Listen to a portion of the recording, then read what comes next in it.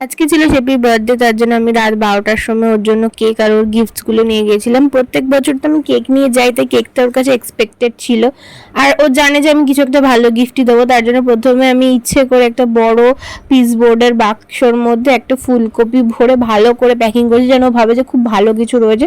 তো ওটা খুলেও রিয়েকশনটা তো দেখার মতো ছিল। আর তারপর ওকে যেটা আমি দিয়েছিলাম যে ফটো দিয়ে বুকেও আমাকে বারবার বলেছিল যে ওর এইসব জিনিস খুব ভালো লাগে, আর এখন তো এগুলো খুব ট্রেন্ডিংয়েও চলছে।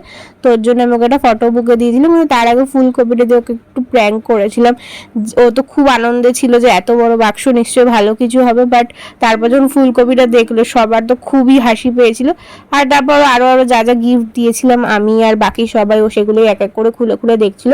আর আমি তো খুব বেশি করে প্যাকিং করেছি, যেন খুলতে গিয়ে ওর যেন হাঁপিয়েই যায়, ওর জন্য সব এক একটা করে খুলে খুলে দেখছিল।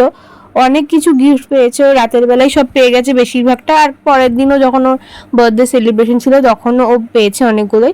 বাট ওই ফটো ফ্রেমটা পেয়েছে, ওটা গোলাপ পেয়েছে, অনেক কিছু শেপি পেয়েছিল। তো সেগুলোই এক এক করে সব খুলে খুলে সবাইকে দেখাচ্ছিল।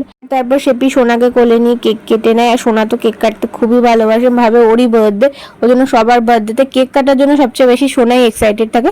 তো তার জন্য শেপি আর সোনা মিলে কেকটা কেটে নেয়। তারপর সবাই একটু বসে বসে আমরা অনেকক্ষণ গল্প করি, আমি তো রাত 1টা 2টো অব্দি গল্প করেছি।